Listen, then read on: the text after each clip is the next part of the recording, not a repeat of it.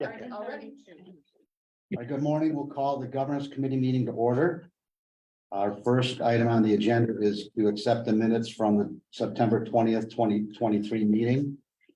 Is there a motion? So, second, all in favor? Aye. Okay, the minutes have been accepted. Next part of our meeting is public comment. If there's anyone who wishes to address us, they have 5 minutes. We just ask that they state their name and address. So we'll open that portion of the meeting now. Is there anyone who would like to address the governance committee meeting? Okay, hearing or seeing none, we'll close the public comment. First action item, a review, discussion, recommendation, authorizing a lease-back transaction to facilitate the construction, renovation, and equipping of the properties and buildings located at 200 Court Street, 38 Fayette Street, 34 Stuyvesant Street, and 25 Rutherford Street in the city of Binghamton, to be used as a single 4-story apartment building, including the basement, with 111 units consisting of 23 studio apartments, 71 bedroom apartments, and 18 2-bedroom apartments. 2 elevators serving all 4 floors, common area, office space, an unfinished basement, conference room area, a lobby reception area, a community room and fitness center with lounges, laundry facilities and trash rooms on each floor, and appointing 200 Court Street Apartments Housing Development Fund Corporation, the company, agent of the agency for the purpose of constructing, renovating, and equipping the project, and authorizing the execution and delivery of certain documents with respect thereto, including a real property tax exemption in an amount not to exceed $1,020,982 pursuant to a payment in lieu of tax agreement.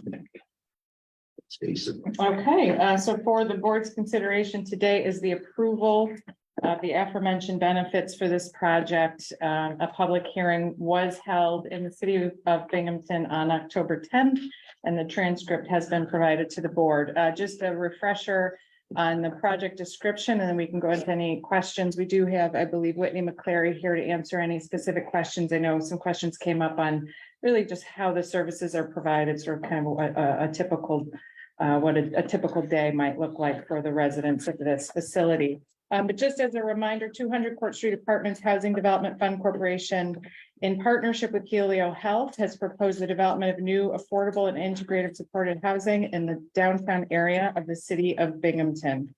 Proposed development will convert existing vacant historic office and manufacturing warehouse into 111 new and high-quality affordable apartments for individuals and families who suffer from substance use disorder, mental illness challenges, and homeless veterans. The site was selected because of the area's vital need for affordable and supportive housing. It is worth noting that the Department of Veterans Affairs has a clinic right across the street from this location. The site also has easy access to public transportation and near amenities for those who lack transportation, such as grocery stores, pharmacies, and retail amenities. The housing will include 51 affordable units and 56 supportive units. The supportive units will serve multiple special needs populations. 30 units reserved for persons with substance use disorder, 16 units reserved for individuals with severe mental illness, and 10 units reserved for homeless veterans. The remainder of the 55 units will be available for those with limited income and resources. The income of the tenants will include 60% of area median income. This supportive housing is being financed through the Empire State Supported Housing Initiative, or ESHI, which will subsidize the special needs units. Residents must qualify for this facility under the ESHI definition of homeless, including homeless households and households at risk of homelessness. Total area is approximately 77,480 square feet. Proposed project features elevators serving all floors. Each floor will be adapted or adaptable and visitable. The building also includes approximately 42,000 square feet of common area and office space for service providers that will come and provide service daily to the residents, approximately 22,615 square feet of basement space. It will include offices, conference room, will also include things like common areas, a community room, fitness center, lounges, laundry, and trash rooms on each floor. Community room and secure resident bulk storage will be provided. 200 Court Street Apartments is seeking a 30-year standard affordable housing pilot at the request of the financing agencies, including Homes and Community Renewal, and is requesting a property tax exemption not exceeding $1,020,982. Approximately $3,342,599 of new payments through the pilot will be divided among the Binghamton City School District, the City of Binghamton, and Broome County. Over 3 years, approximately 100 construction jobs will be created, totaling 11.8 million in new annual wages. And the project itself will net a new 12 new jobs with a total payroll of roughly $1.9 million over 3 years. And if there's any questions on the project or any questions for Mr. McCleary, who's on the call. Yeah, I have a couple. One, in the narrative, it said there's 51 affordable units and 56 supportive units. Then it says there's 55 units available for families with limited income and possibly homeless. So I'm trying to add the number. I don't know, the numbers are like 56 and 55 equals 111. I don't know what the 51 affordable units is. Is that some? I'm trying to get a sense of what the figures are. Whitney, can you speak to the breakdown of the units? Yeah, I can. It might have just been the difference.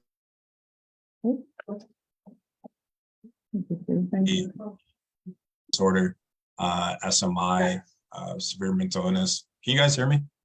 Can you start over again, please? Because it broke out at the very beginning. Okay. Yeah, I just for some reason it's in my internet connection's unstable, but I said it potentially could have been a typo. I didn't quite hear the exact numbers you said, but the difference is that there are units just based on AMI. So those people that make limited incomes that can qualify. There's specific units for that. So there's 51 units of just that. So any individual or family who a certain amount of income Get that? Technology. So the 51 are 51 units are set aside for maybe affordable. if I turn my video off. Sure, try that. Maybe. Then I'm guessing it's 56 are the supportive, and that should have read 56 instead of 55. So it was a typo. You know, which one are you talking? So 51 are set aside as, I guess I would say traditional. 55 units Affordable. available for The financial. remaining 56 Right. rather than 55. That adds up, but I just don't know where the Right. 51 affordable The units came. 51 will be set aside for the traditional HCR, 61% or So that's coming out of, 60% of area median income, the traditional low to mod. so that's coming out of the 55 then. Yeah. So that means 51 of the 55 are affordable units. Is that what you're trying to say? I think 51 in total, and the remainder of 56 are for the supportive, the SE supported. Yeah, but that doesn't add up to 111 though. I was just wondering. So let 50 me, Go ahead. and again, it might have just been timing. It could have been typo, it might have been timing. So let me. Yeah. I'm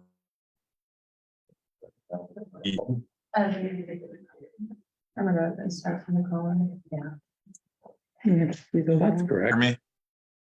Right. The number of all 51 affordable units, and there's 56, 55. Just wonder what that 51 is. The 56 and 55 add up to 111 in the narrative, but then there's something about 51 affordable units. I'm just wondering what those, I mean, are they part of the 55 or is that is it just a typo? Since So you the guys 50, try to type in into the message what the exact numbers are, I do think Yeah. there was a typo. So there are 51 affordable Yeah. units, and then there are 60 units. Those supportive units are for substance use disorder, and 16 are for severe mental illness, and then 14 are for veterans. So I do think the numbers might have been off from typo, or it might have just been an update. These numbers change as we work our pro forma, so those numbers are locked in now, but at the time when we applied, the numbers might have been a little different, or it might have been a typo, Yeah. but the exact numbers are 51 affordable units, 60 supportive, 30 SUD, 16 SMI, and 14 veterans. So it's 51 affordable, 60 supportive, and then you're adding another four to the homeless. So that gets you to the 111. It's Correct. 51 and 60 versus, so throughout the document, talked about 55 Yeah, and so- 56. It should be 51 and 60. Right, Right. Right. right. Okay. Because the difference is that originally there were 10 units reserved for homeless veterans, Now there's and now there's 14. That's the Right. 4. Okay. Good. And the numbers are kind of confusing. Okay. Yeah. The other Sorry about question. That's okay. Math was my worst subject in high school, so I just want to make sure. I want to make sure it wasn't me. All right, the other question I have, it says the staff is, well, let me put it this way, it says there's 56, well, there's 60 supportive units now, I guess, okay? Are all 60 residents going to get case manager support? Correct. So upon move in, the way it happens is Helio staff, their caseworkers will meet with each individual and come up with a supportive service plan. So this will be tailored to that unique person. So one person might need, help, trying to find a job or location. Another person might need help with educational services or social services. So those plans would be tailored from the individual, but that's part of the process, the move-in process for each individual. Okay, so it says that there's one administrator, there's 2 assistant case managers, and 1 peer support specialist, and then 2 drivers. So in the narrative, it said the administrator and each case manager will be responsible up to 15 residents. So that takes you to 45, does the peer support specialist do case management too? Yeah, the peer support person is kind of just, they jump around to what's needed. And Or then do they do actual case management? they will assist with the case management. The other nuance here is that we have 2 supportive service providers. So Helio Health will be responsible for the 30 SUD. And so their staff will focus on that. That's what they're trained in. That's what they're specialized in. For the SMI and the veterans, Eagle Star Housing, they're a not-for-profit that focuses on veterans. So each group will have 2 unique offices, and they will manage and monitor those respective populations. So there might be some crossover if an individual finds a liking to a Helio staff person and wants to work with them. Of course, we'll let that happen. In addition, beyond just the supportive units, a lot of the individuals who are in the AMI units will also need some services and need some help. And we won't restrict those people. So if someone comes down and says, hey, I heard that you're helping a veteran with this, I actually kind of would want to get access to those resources and services as well. We'll keep that door open and allow those individuals to get those additional services.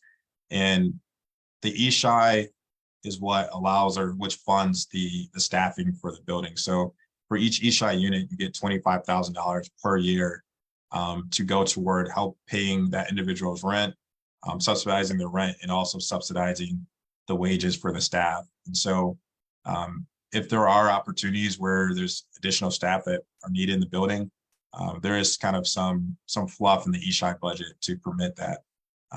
Again, if there's some additional services around security or things like that, there's some fluff in the budget to make sure that because you try to predict and you use your past experience and what staffing model works, but there might be some adjustments needed as we get into the operation of the building. Can I just follow up on that, if you don't mind? I want to follow up on the staffing issue as well. And the reason I'm concerned about it, and I think the mayor probably is too, I don't want to speak for him, but 60 supportive units is a huge number to put right in the middle of downtown Binghamton. There's no doubt there's a huge need for this as well. But I guess we would just want to be assured that there's going to be enough support staff that are going to be able to control what's happening there. I found it a little confusing in the write-up. There are all these different agencies providing support services, but I was a little confused as to which agencies are actually going to be on site full-time. So Helio and Eagle Star. So Helio will be on site for the SUD population, and Eagle Star housing will be on site for the veterans and for the SMI population. All right, and then And what about the mentally ill? yeah, the SMI is the mentally ill. It's just Okay. the acronym for severe mental illness. And Helio is for them. Helio is the substance, they're special, they Right, specialize more in yeah. substance use work, issues. I'm sorry, so And- who's there for the mentally ill? Eagle Star. Oh, Eagle okay. Stars for both the veterans and the mental Okay. illness. And I guess one clarification point too is that as we lease this building, we'll be very cognizant of who we think can be successful living independently. Not all people who qualify, if they're SUD and they're homeless, we're not necessarily going to sign a lease with them. The same people who are going to be managing the building are the same people who will be leasing the building. And so we want to set people up for success, and we aren't going to bring in people that we think are going to have problems. Of course, we're human beings. We can't predict human behavior, but we do everything we can to upfront to make sure, hey, during the interview process, this person showed signs that they can't get along with people. That's probably not a person for this type of facility. Maybe they can, go into maybe a smaller unit that Hilo manages, maybe a single family unit, things like that. So throughout the whole process, we are thinking about, even in the design of the building and the security cameras and hiring a security agency as well, we're thinking through to make this building as successful as possible. Will it be perfect? Is all the, market rate or any apartment where you're bringing 100 people together perfect? No, because you can't predict human behavior, but we make sure we staff, we make sure we put security. We do things like ensuring that every single person that enters this building goes through the front, where there's an Eagle Star or Helio or the property managers there to monitor who's coming in and out of the building. We make sure that as we have offices on each floor, so that we are monitoring, not just the lobby area, but throughout the building. So this is, our third project with Helio. Helio has 2 other projects in Syracuse. We're also working with both of these not-for-profit partners in Rochester, where we just are starting construction on 164 unit, which is 95 units of supportive housing. And so we've been at this for some time, and we believe that at every step of the way, we keep in mind the success of the building, the success of the project, and making sure it becomes an asset for the community and not a liability. Right, so to follow up on that, the 60 supportive units, are they going to be randomly selected, or are they going to start out that way and then be further vetted? Can you clarify your question on what randomly Well, I selected? know with an affordable housing project, there has to be a lottery system to select tenants. So there's a lottery for there's a lottery for the AMI units. Okay. For the supportive units, it operates differently. Okay. Both of these groups are, especially Helio, they have a presence within the community. So a lot of their residents will be people that have maybe come through their treatment programs, or people that they've gotten to know as they provided resources throughout Binghamton and throughout, central New York. And they're going to be that's how part of the referral process will be people that they already know that can apply. But it doesn't work in the lottery way. It's, people who apply, who qualify and show that they have a substance use disorder, been diagnosed that way. They're going to be able to apply, and we're going to vet them and make sure they can be successful in this project. But it's not, the lottery is only for the AMI units. Right, okay. And is it all 60% AMI? Do you have any 50%? So the ESHI, because it's subsidized, the ESHI supportive units, because each individual is only paying 30% of their rent, that will fluctuate on the supportive side, but on the affordable side, it is at the 60% AMI. And then one last question on staffing. What are the hours of the day that they're going to be there on site? So Helio and Eagle Star will be there from 8 to 5.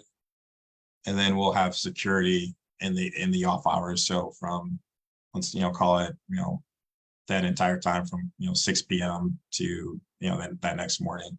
But, and then on the weekends as well, it won't be the full staff that will be there, Monday through Friday, but we will have a caseworker or a peer specialist there on the weekends from each group. So, will there be, somebody will be there 24/7? Correct. Because we all know the trouble starts after 5 o'clock. If it's gonna happen.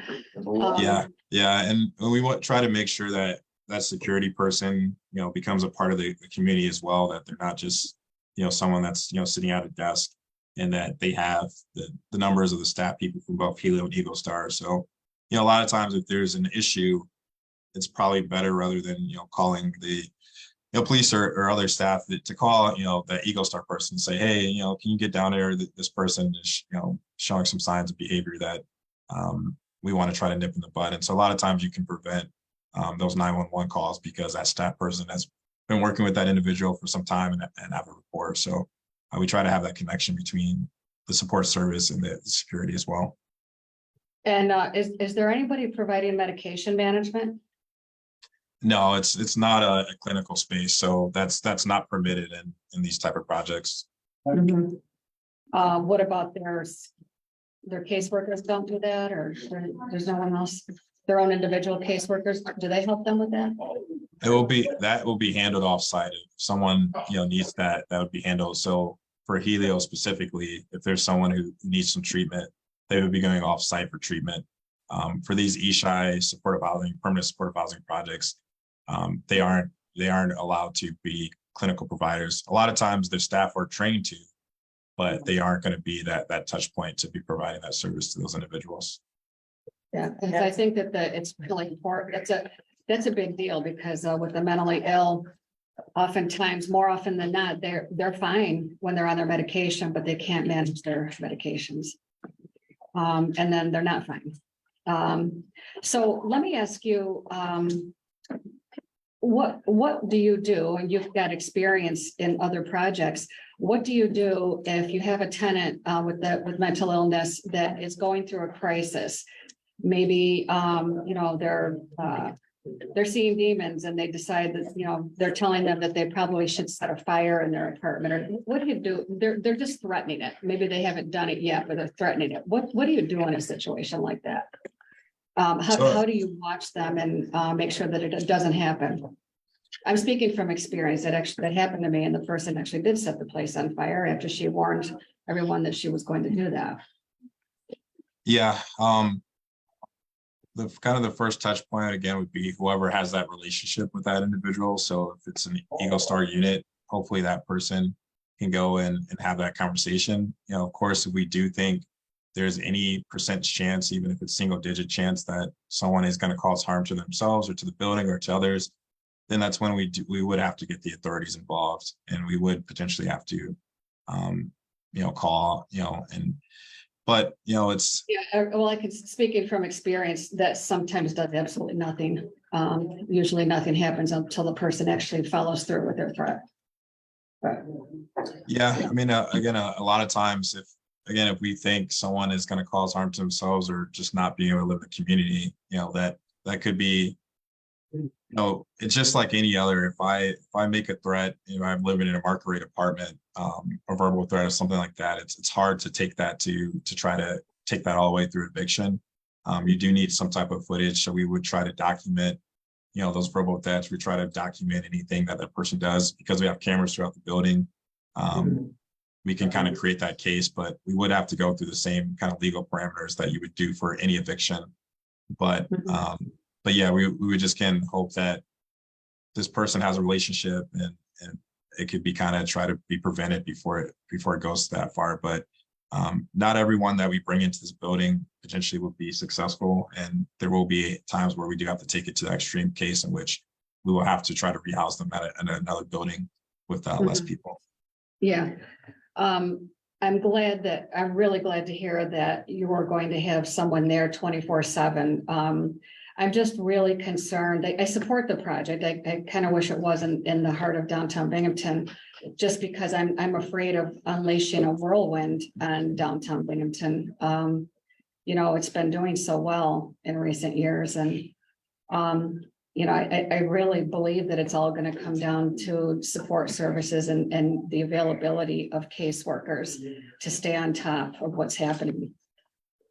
Yeah, and that's really the difference between, a lot of these individuals are currently living in scattered, sites with landlords or other apartment buildings, which, the rents are low, so they're low income, but they don't have staff there. And so that's really the beauty of this eSHI program that the state rolled out, in which each individual has a budget in which we can provide staff and other support services toward it. So again, it's not perfect, but it is a much better situation than to have these individuals living in a building, a multifamily building, or even a single family or double, in which they don't have someone checking on them. They don't have someone saying hello to them. They don't have the opportunity to interact with others in the community. And so there's a big distinguishing factor there that we have seen success and will continue to see success by making sure that at every step of the way we think about these potential issues that can come up with a population like this. Okay, last question, and I'll shut up. Do you already have your tax credits? We do. We did get an award. We're looking to close in December. This is a 4%. This is a 4% deal, It's all 4% bond 4%. deal. Okay. Well, congratulations. Thank you. Whitney, Thank you. Whitney, just a quick question. Is it safe to assume that all the residents will come from our community? Yes, there is a big emphasis on that, but there is a lottery program. But yeah, I would say that's safe to say, but it's something that we can't fully control because of the lottery side. But in our experience, we did a small project in Corinth, New York recently. We did a small project in Johnstown, New York. And what we see in these communities, that the bulk of the residents are from directly from the community. The support, I think you mean the supportive units, right? Yeah, I meant all the units, but okay, thank you. We'll follow up on that. What do you mean by there's a lottery, but who's the lottery open to? Applicants, I mean, from where? The whole state of New York? anywhere. Yeah, it's The state dictates that. I know, but it's. This question. yeah, it's a state managed, we market, so we have a whole marketing plan in which we would only market toward, the Binghamton area, letting people know that become aware that the lottery is coming up. But, the state does, publish it, on their website and some other things that a little outside our control, but our market emphasis will be the Binghamton area to try to get, local residents to be aware of it and be able to apply to the program. The community you're in right now, you said you're in Syracuse. Where else are you right now? You're in Syracuse? So we're in Syracuse. We have a couple projects in Rochester. We're just getting ready to start another big one here. We have some in small communities like Corinth, New York, Saratoga Springs, New York. A lot of our work is in downstate as well. So we just had a ribbon cutting for a project in Brooklyn, New York, another one in Queens. So about half of our work is in upstate, half our downstate. Our model is we're more so of a consultancy. So we partner with not-for-profits. So we try to find local not-for-profits within the community who are already providing services and realize that housing could be another piece, but they aren't developers. And so we come in and we become kind of a development arm for those not-for-profits. So we pretty much go anywhere where there's a need and we can find a strong not-for-profit partner to develop this type of housing. And so it's important to note Helio Health, who Whitney is, who the group is partnering in, does have a facility and has been providing services for a number of years. They took over a significant amount of space at the former Broome Developmental Center. So Whitney, it's safe to say that a lot of your referrals will come through that organization. Will you also get some through case management at Broome County Social Services, I would assume as well? Correct. And then the other bulk will come from the continuum of care. So working with that group to recognize and get referrals from them as well. In Syracuse and Rochester, how frequent are the police called to your facilities, would you say? I would say it's rare. You know, I can't sit here and I don't have the stats in front of me, but I would say it's rare. I mean, our project, we just opened one here about a year and a half ago. And right outside of downtown Rochester, it's 112 units and it's 55 supportive units. And I believe I'm aware of two cases in which an individual or the authorities had to be called. And in both cases, those people are no longer residents in the community. And so again, you try to do your screening, your due diligence up front, but there are people that slip in. The other thing we learned from that building too is that we had multiple ingress and egress points in the building. And so a lot of times people were allowing their friends or their family in. And a lot of the causes or the issues we were having were from people who weren't even residents. And so that's why for our projects going forward, we have kind of one central point in which we can monitor and fob control and make sure that, you know, everyone that comes in the building, we have eyes on, we know who they are, there's a sign-in sheet, and to try to nip in the bud of having outsiders come in and, you know, become a nuisance for the community and for the residents. Is there a reason why the number is 16 for the severe mentally ill? So typically when we find a project, we find a site, kind of our first stop is to the continuum of care. And they're the ones that manage, you know, all the homeless data and the point in time counts for the area. And so we really try to bake it on that data, like where's the biggest need? And so we try to allocate our set aside supportive units based on the data we see in the community of where homelessness from the statistics where the biggest need. And that's how we try to break up the units. But in reality, you know, a homeless veteran probably is going to qualify for SUD and vice versa. So there's going to be a lot of crossover from our experience that we've seen that, you know, it's not going to be as clear cut. Like a lot of these people are really just people who need a little help and need a little stabilization, and, you know, with some services, they can live independently. And, you know, Helio and both EgoStar are experts. Well, there's no formula though for figuring out 16. I'm sorry? You don't have a formula for getting a specific number, or is there? So again, it's based on the homeless data that we saw. And so we saw that there was SUD was a greater need than SMI, and SMI was a little bit greater need than veterans. And so there's no unique formula, but we do try to base it on the homeless data that we receive from the CLC. No. And is there a procedure for removing a tenant that is overly disruptive?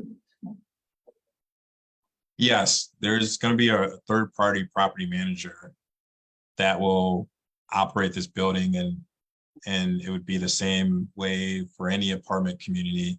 It would be the same approach. Of course, there'll be a little bit more care, and, you know, because it's likely this person doesn't have an alternative, so there'll be some care in trying to prevent that from happening. But again, Helio and both EgoStar, they have other housing resources in the area, and so maybe that can be an alternative, but it would be the same course of action with going through the, you know, the court system as far as an eviction that it would be for any apartment community. But I would just say the nuances up front is, you know, really trying our best to make sure that person can be successful, or trying to find another place for them to live. But if it does go all the way through those channels and we feel like, you know, we did all we can for this individual, then we would just go through the traditional court system process to try to pursue an eviction. Any additional comments or questions? Yeah, one final one. Your 6 million plus in equity. What is the source of your equity funds besides tax credits? So we have, for the supportive units, we get a source called SHOP. And so we have in upstate, it's 85,000 per unit, in which we get equity coming into the project. Let me just take a quick look at the other sources. What did you call that? SHOP, SHOP. We also got historic tax credits for this project. So that was a really long and lengthy process, and it also dictated some of our design. But there are federal historic tax credits coming to the process as well, to the project as well. And then because we did follow a green energy program, there's some NYSERDA, I forget what the acronym stands for, but CEI monies. But it's, if you pursue and you make sure the building, has solar and has different green building programs, you get some equity there as well into the project. Is some of those tax credits, refundable tax credits from the brownfield cleanup program? No, we didn't go off any brownfield tax credits for this program. Oh, I'm It sorry, was thinking all, of another project. That's yeah, it that's was what I all just historic. said. Yeah. I'm getting my projects mixed up. No worries. Okay, well, my main concern, I just don't want the Binghamton Police Department to have to be kind of there regularly to deal with, I mean, after hours in particular with issues that flare up. So it sounds like that will not be the case based on other experiences and, that you have staff in place to prevent that because, I mean, obviously that's not, obviously it's gonna be by isolated situations where you need help. I'm not, but, I don't want, we don't want to see them there on a daily basis is what I'm saying. Yeah. Yeah, I mean, the goal is just the opposite. Again, a lot of these individuals are already in the community and are already having the authorities called on them pretty regularly and going in and going out. And so the goal is really to do the opposite, where we're providing housing for this person, where they're signing a lease, they're stabilizing their lives, they're getting services, they're getting casework. And now this person can contribute to society and can contribute to community. So really the goal is the opposite. And we've seen it in every single case where the 911 calls should drastically go down because this individual isn't on the street anymore. This individual, has built a relationship with their caseworker and other individuals within the community. So that's what success looks like for these projects. And so that's my hope as well, that you'll see a reduction in the number of 911 calls across the community because you have over 111 people now with more stable housing than they had previously. Any other additional comments or questions at this point? I have another comment to say, wish you luck with it. I think it's a badly needed project. We need a lot more of these. Thank you. Okay, is there a motion? I'll move it. Is there a second? All in favor? Aye. Okay.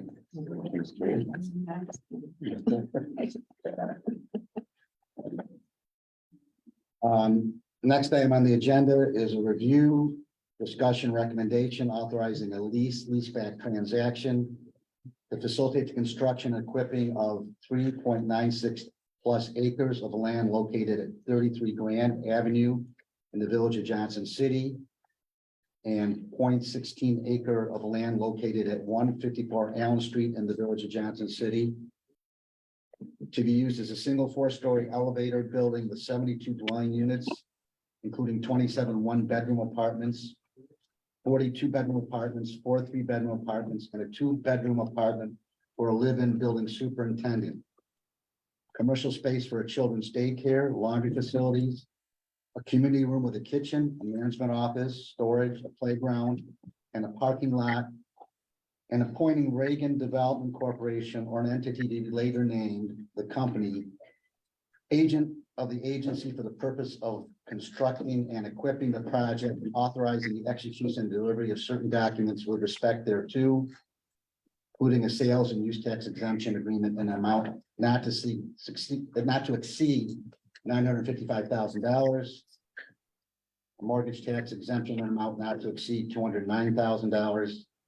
And a property tax exemption in an amount not to exceed $1,698,715,000 pursuant to a payment in lieu of tax agreement.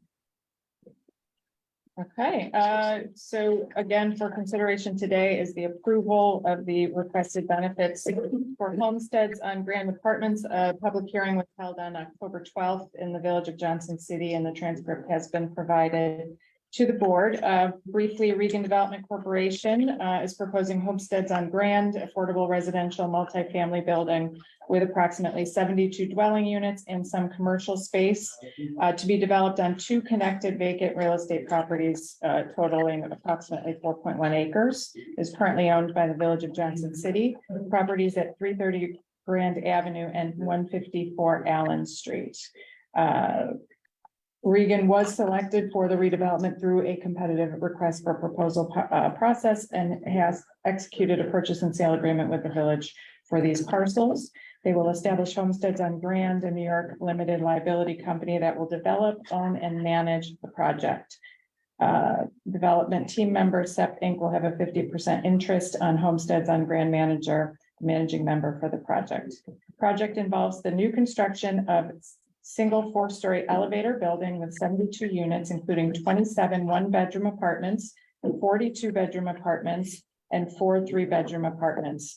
A 2-bedroom apartment is designated to be occupied in addition by a live-in building superintendent.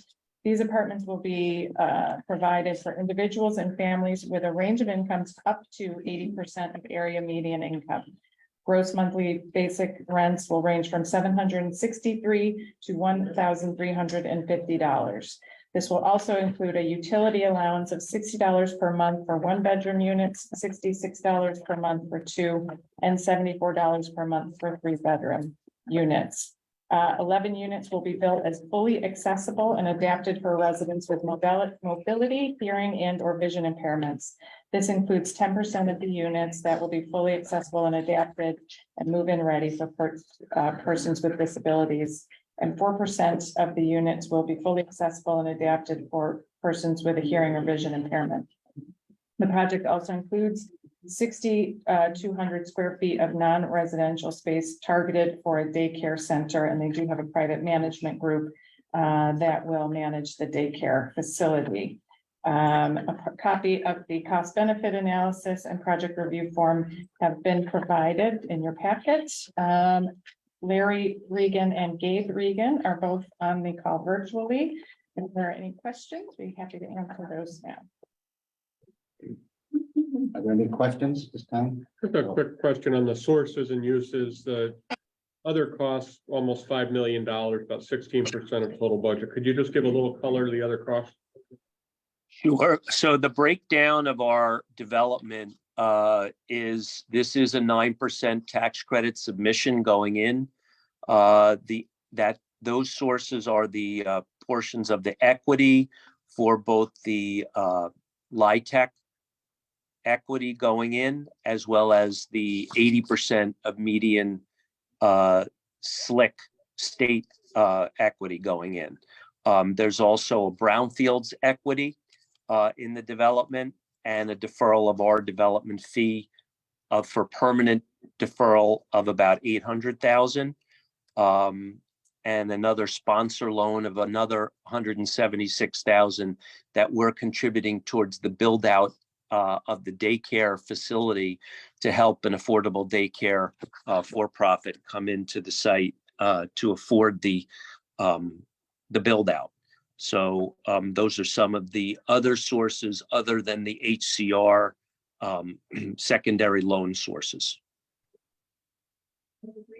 My question, I guess, was on the expense side, other costs, not of 4.9 million. Not on the source side.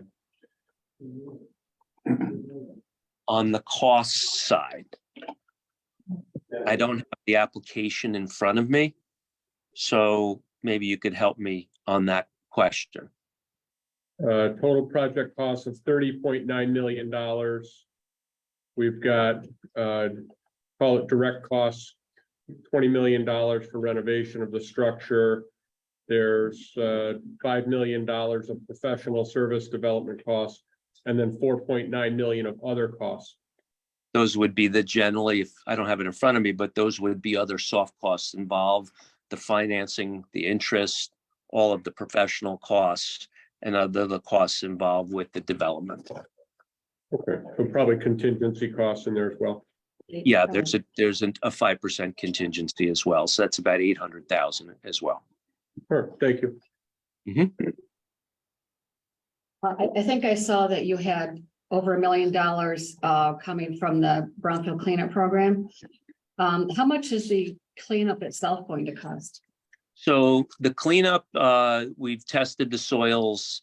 It's not severe, the problems there. We've worked with the DEC regional folks, and we'll be putting a 2-foot clean cap on the whole site to cap it off and doing long-term groundwater monitoring. So it'll probably be a little over $1 million in additional costs for the capping and the site work involved, plus of the requisite testing and the professional services. But the brownfields equity for the project is bringing in a total of about $3.5 million in equity. So it's a little higher than the $1 million, but the equity is going to go a long way towards bringing down the overall development costs to make sources meet uses, so that we're able to keep these rents at an affordable level up to the 80% of median for Broome County residents. I don't remember seeing this. Are there units on the first floor? There are ground floor units, absolutely. They'll be accessed through a central lobby, where there'll be an office for our management staff, as well as an office for adjacent to the commercial. So there's the commercial, and then next to that, just a little bit off, there's a main entry for the building. Oh, so the contamination can have been very bad. And you have submitted, I see that DEC accepted your application. Did they approve it yet, or is that still in the works? So we've submitted our fee for the application process, and we're about to go forward with the next step as we're submitting for our tax credits from HCR. So I would say by spring, everything will be cleared and good to go. Great. Good. Any additional questions, comments? Okay, is there a motion? Is there a second? All in favor? Aye. Okay, next item on the agenda is a review, discussion, recommendation authorizing the agency to exercise its option to purchase premises located in the town of Union, more particularly described as Broome County Tax Map 110.03-1-20. Premises located in the town of Maine, more particularly described as Broome County Tax Map Parcel 110.01-1-22. And premises located in the town of Maine, more particularly described as Broome County Tax Number Parcel Number 110.15-1-1, pursuant to the terms of an option agreement with Roseanne M. Della Penna, dated November 7th, 2022, and to execute any and all documents necessary to effectuate the exercise of said option agreement. I know there were some discussion points that maybe wanted to come up during executive sessions, some additional questions that have come up since our special meeting on the 6th. I might recommend we move that to a full board so we can have those discussions in executive if the governance committee. What do you want to have? Okay, I guess it'll be on the I'll leave it to you. No. To have a discussion, but I know there's been a couple of concerns. Well, if there's more pertinent information, I guess, yeah, it makes sense. I think there is, as a result of a recent meeting we had with certain officials. Okay. So we're just gonna adjourn this now? I'll move to table this to the full board. Second. Okay.